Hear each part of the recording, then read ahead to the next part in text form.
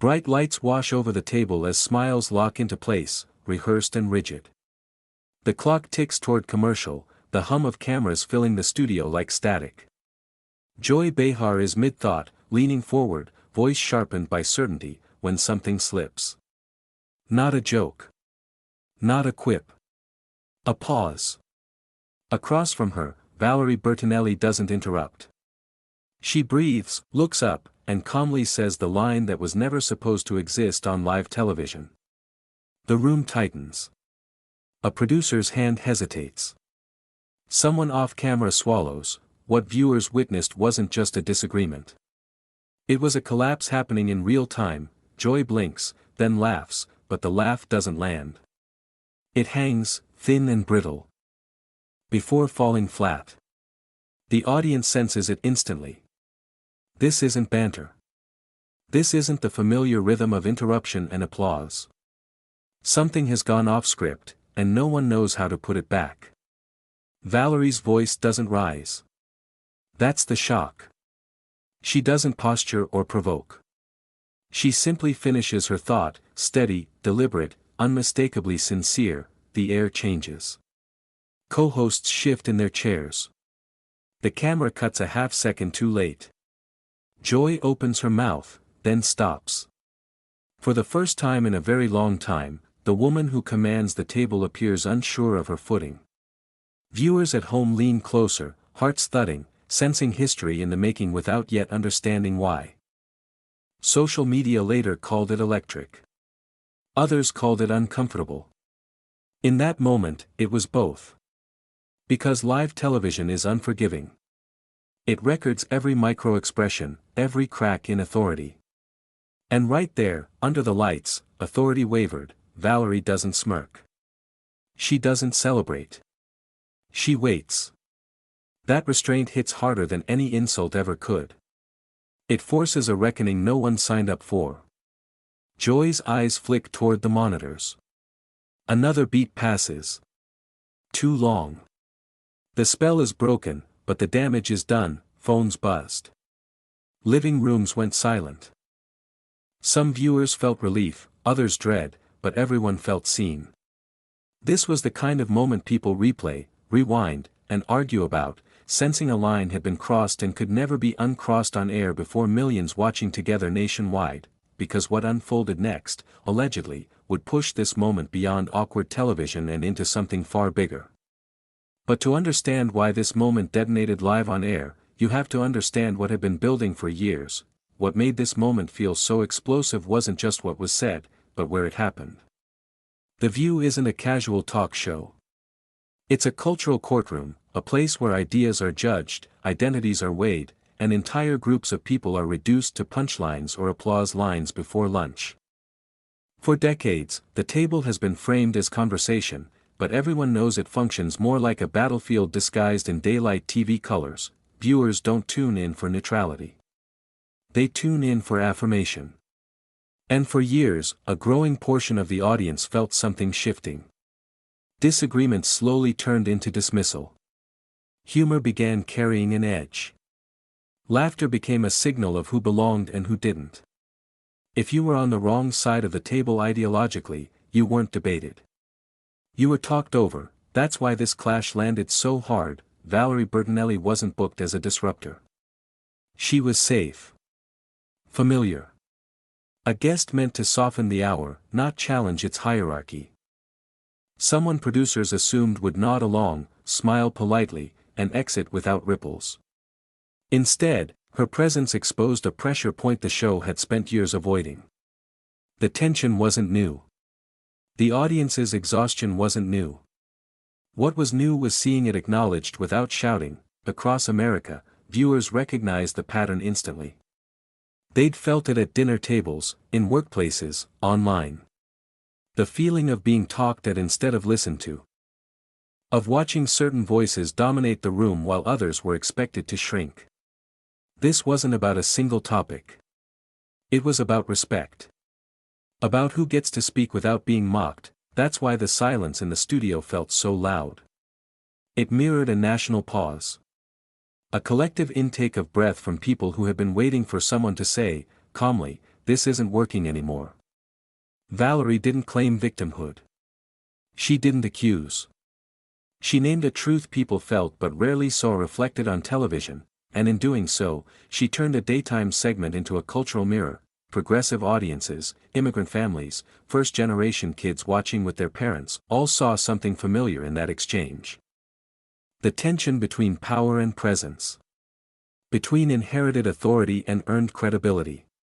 It struck a nerve because it challenged the idea that loudness equals leadership. This wasn't cancel culture. It wasn't rebellion. It was a quiet refusal to play a role that no longer fit the moment. And the reaction proved how fragile the system had become. When one calm voice can destabilize an entire table, the problem isn't the voice. By the time the segment moved forward, the audience already knew something had shifted. Not because anyone stormed off, but because the illusion of control cracked. The show could continue. The smiles could return. But the spell was broken, and at the center of it all stood Joy Behar, a woman used to controlling the room. Joy Behar did not arrive at the center of the view by accident. She earned her seat through decades of timing, sharpness, and an instinct for reading the room before the room knew what it felt. In an industry that rewards volume and certainty, Joy mastered both. She learned when to interrupt, when to joke, and when to turn humor into armor.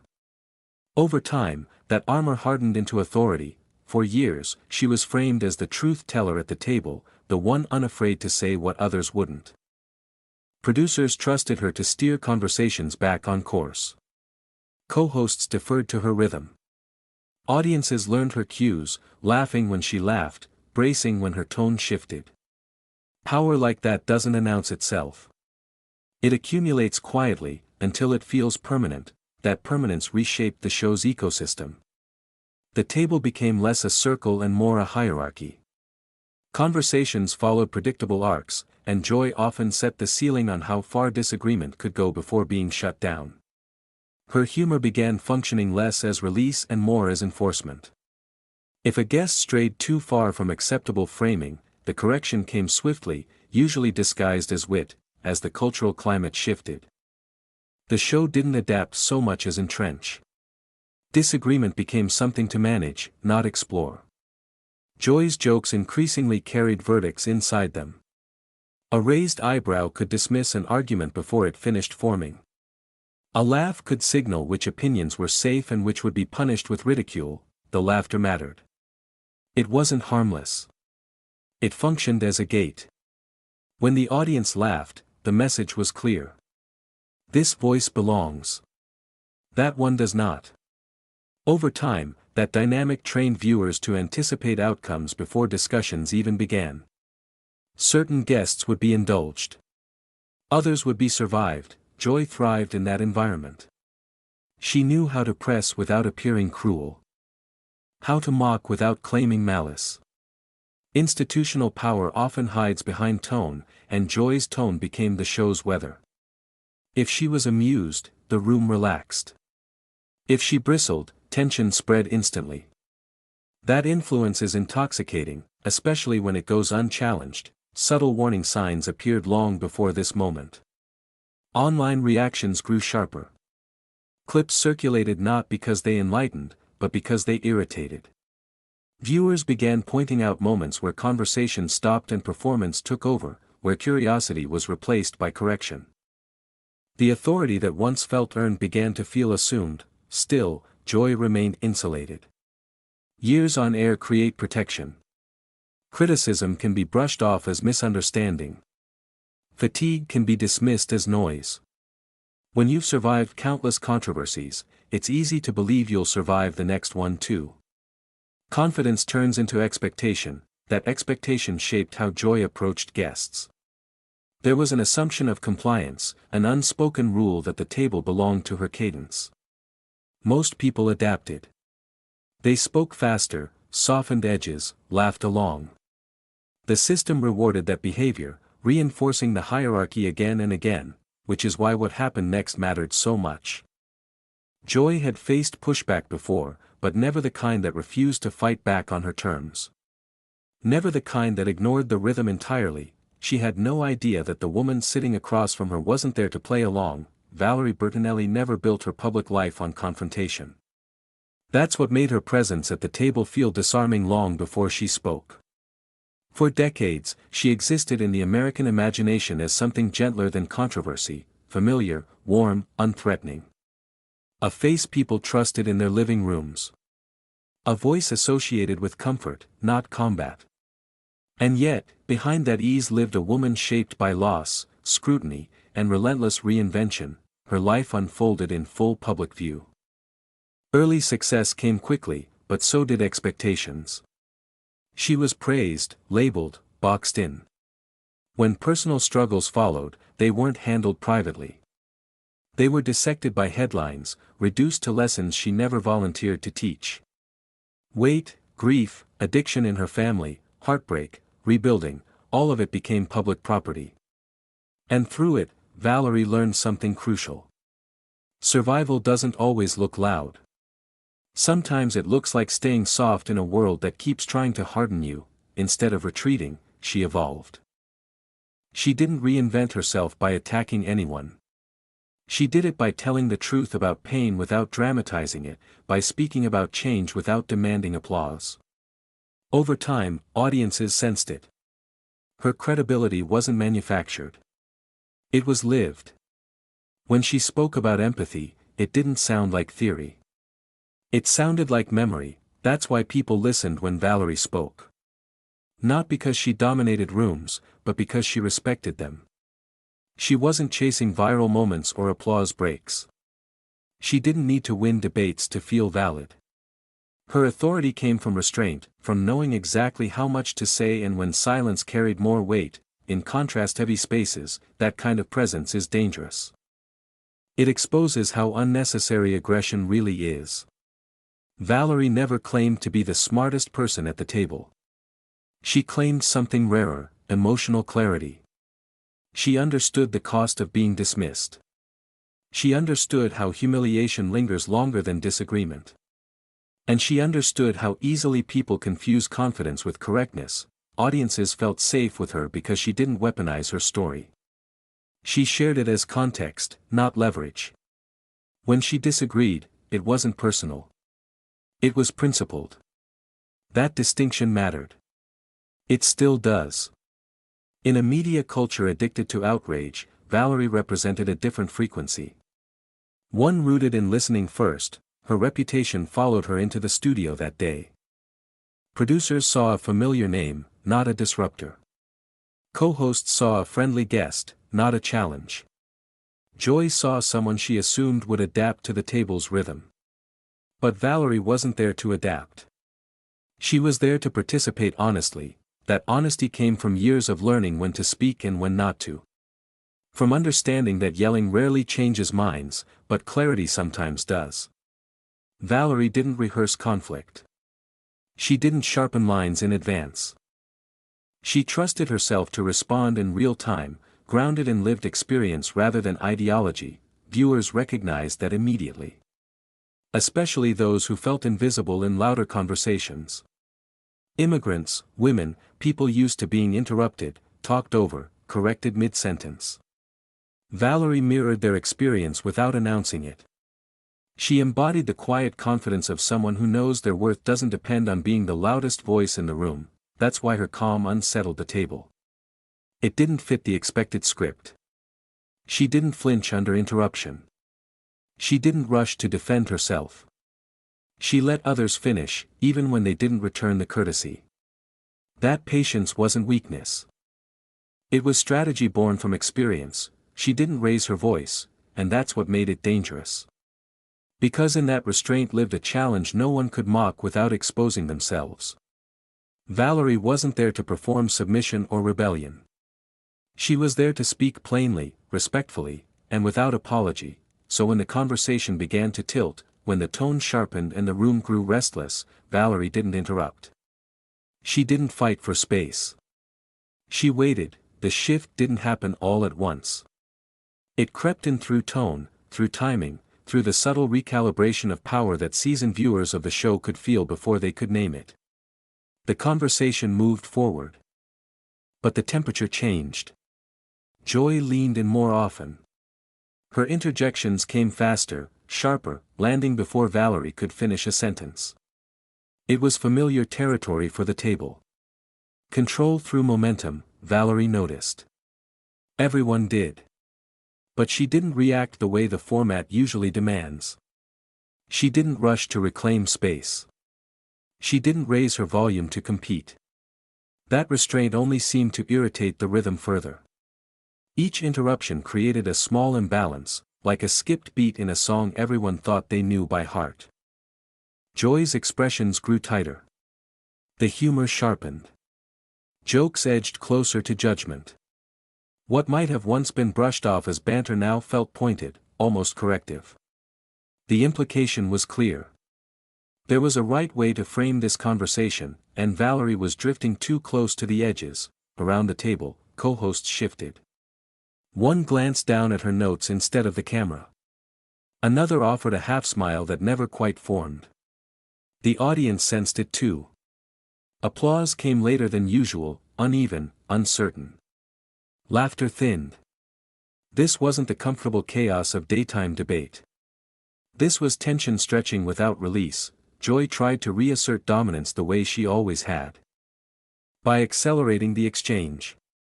Talking faster. Talking over. Redirecting before Valerie could land her point. The tactic had worked countless times before. Most guests either backed down or matched the aggression, turning the moment into noise. Valerie did neither, she waited. She finished her thoughts even when cut off, calmly circling back without accusation. That refusal to be flustered created friction the format wasn't designed to handle. The harder Joy pressed, the more the contrast sharpened. One voice grew more insistent. The other stayed level. Viewers felt the discomfort in their bodies. That familiar secondhand anxiety of watching someone be talked over. The instinct to intervene from the couch. To shout at the screen. Valerie's composure became a mirror for that feeling. She wasn't just defending herself. She was holding space for everyone who'd ever been rushed, dismissed, or corrected mid-thought. Joy's patience thinned. Her interruptions became less playful, more abrupt. The warmth she'd mastered over decades cooled into something brittle. Authority, when challenged quietly, often responds loudly. The room followed her lead, growing taut, waiting for a release that never came. Instead, silence stretched between exchanges. Not empty silence. Charged silence. The kind that forces people to confront what's happening rather than laugh it away. Cameras lingered longer than usual. Cuts came slower. Production sensed it too. This was no longer a routine segment. This was an unraveling dynamic. Valerie maintained eye contact. She nodded when others spoke, even when they disagreed. That courtesy stood in stark contrast to the interruptions she received. It reframed the exchange without a single accusation. Respect on one side. Control on the other. Joy tried one last time to reclaim the upper hand, leaning into dismissal, signaling the conversation had run its course. But something had already shifted. The audience wasn't following the cues anymore. They were watching Valerie. Waiting. Sensing she hadn't finished, and that's when it happened. After all the interruptions, the eye rolls, the tightening smiles, Valerie finally spoke again. Not louder. Not sharper. Just clearer. Then Valerie said something no one, especially Joy, was prepared for. Valerie didn't rush the moment. She let the quiet settle, let the tension do its work.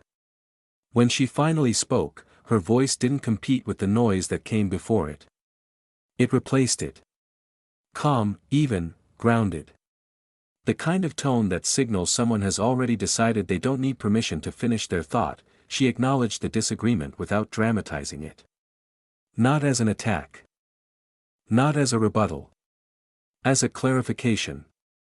She spoke about listening, about how conversations stop being conversations when one voice decides the rules in advance.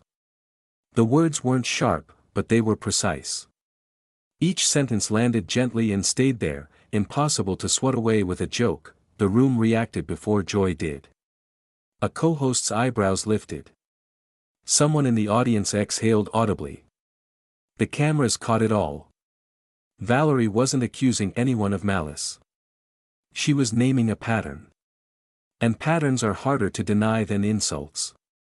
They force reflection instead of reaction. Joy shifted in her seat. She smiled, but the smile arrived late, like muscle memory catching up to confusion.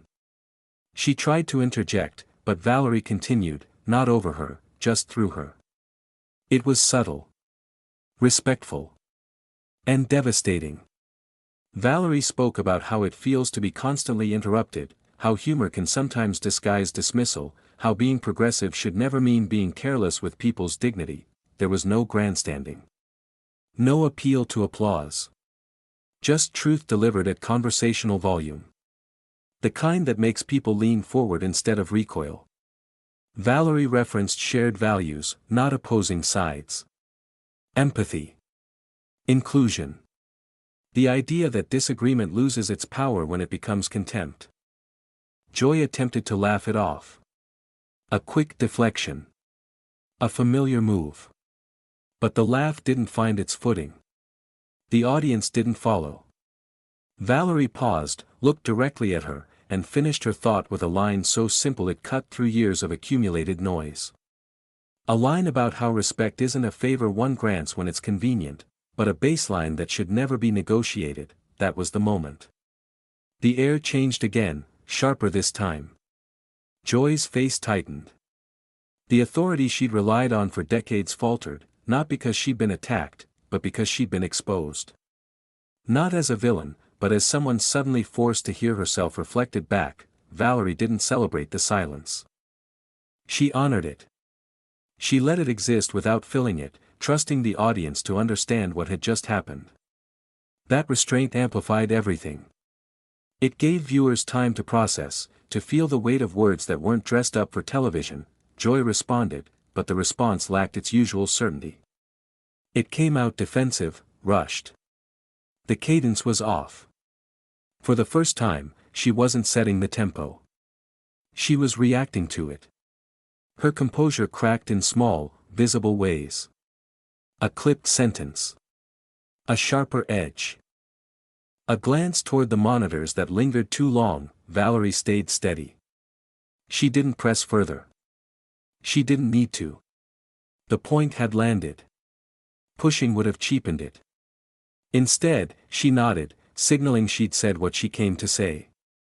That choice mattered. It framed her words as conviction, not performance. The audience erupted, not loudly, but meaningfully. Applause swelled from somewhere deeper than habit. It wasn't about sides. It was about relief. Relief at seeing calm hold its ground against dominance.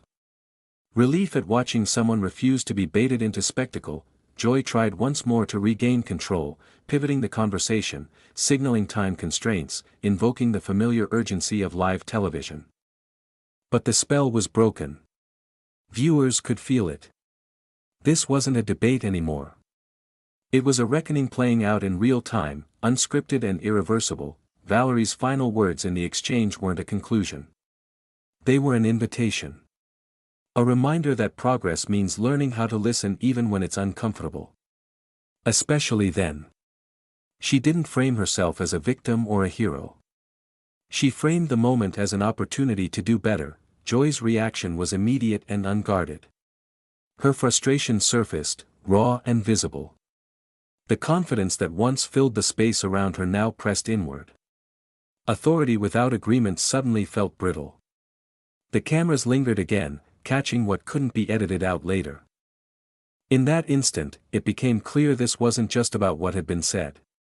It was about who controlled the narrative moving forward. Valerie had shifted it without force, without volume, without cruelty. She had done the one thing the system wasn't built to withstand. She stayed calm, and then, just as the segment threatened to spiral further, something happened that no one watching could unsee. A movement. A signal. A break from routine so abrupt it sent a ripple through the studio. Because what happened next was something production could never take back. The cameras cut, but the tension didn't. It followed the hosts into the spaces viewers never see, trailing behind forced smiles and hurried transitions. On screen, the show moved forward as if nothing had happened. Off-screen, according to those close to production, everything was chaos. Conversations overlapped. Producers spoke in hushed urgency. The rhythm that usually reset itself between segments refused to settle. Rumors began almost immediately. Whispers of joy pushing back from the table harder than usual. Of voices raised behind closed doors. Of requests to replay the footage, to reframe the moment before it escaped into the world untouched. Live television offers no such mercy. What had aired, and millions had seen it exactly as it was. By the time the episode ended, social media had already detonated. Clips circulated faster than official accounts could control. Short segments, slowed down, replayed, subtitled. Viewers dissected every pause, every glance, every unfinished sentence. Hashtags trended within minutes. Some praised Valerie's composure as iconic. Others framed Joy's reaction as a breaking point long overdue. The narrative splintered, but the momentum only grew. Progressive audiences flooded comment sections with recognition. Stories poured out. People shared moments they'd been interrupted, laughed at. Talked over in spaces that claimed to value inclusion. Immigrant families posted about seeing respect modeled without apology. Women described the exhaustion of staying calm in rooms that mistake volume for authority. Valerie's restraint became a symbol, not because she sought it, but because it resonated. At the same time, defenders of the status quo pushed back hard. They accused viewers of overreacting, of projecting meaning onto a routine exchange. They framed the moment as harmless banter taken out of context. But the pushback only amplified attention. The more it was dismissed, the more people rewatched, searching for what they felt rather than what they were told to feel. Media commentators jumped in, split down the middle. Some called it a long overdue challenge to entrenched power. Others warned of the dangers of reading too much into daytime television. But even critics couldn't ignore the scale of the response. This wasn't a fleeting clip. It was sticking. The kind of moment that refuses to fade after the news cycle moves on. Then came the speculation. Was Joy furious? Had she demanded edits? Did she threaten to walk?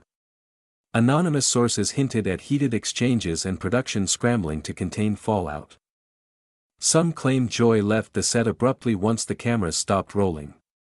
Others said meetings were called immediately. Nothing was confirmed, but the silence from official channels only fueled curiosity. What made the rumors so potent wasn't the possibility of a walk-off. It was what that walk-off would represent. Not a tantrum, but an inability to absorb challenge. To sit with discomfort. To allow authority to be questioned without retreating.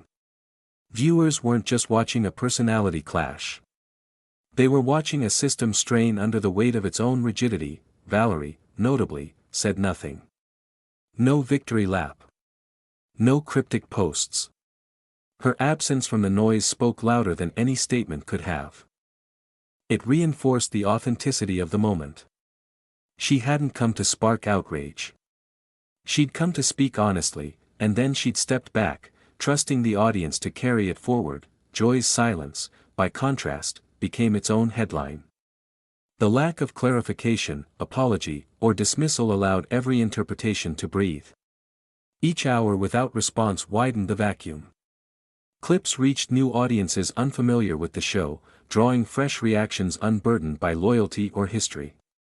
To them, the power imbalance was obvious. The contrast undeniable. The narrative of an alleged live quitting began to take shape not because anyone confirmed it, but because people felt something had ended. Maybe not a job. But an era. The assumption that authority could go unchallenged without consequence. The belief that calm dissent could be brushed aside with humor alone. This wasn't cancellation. It was confrontation by reflection. A moment where viewers realized they no longer had to accept dynamics that made them feel small. The show could continue. Joy could remain. Valerie could move on. But the audience had changed. They had seen the cracks, and they couldn't unsee them. Beyond the headlines and hashtags, something deeper lingered. A recognition that dignity doesn't need permission to exist. That truth doesn't have to shout to be heard. That even in the most controlled spaces, authenticity can still slip through, and that's why, long after the trending topics cooled and the rumors blurred, the moment refused to shrink back into ordinary television, because beyond the headlines, the moment left behind something bigger. When the dust settled, what remained wasn't the argument itself, but the lesson it left in its wake. Valerie's calm had done more than disrupt a segment, it reframed the entire narrative of authority, respect, and conversation.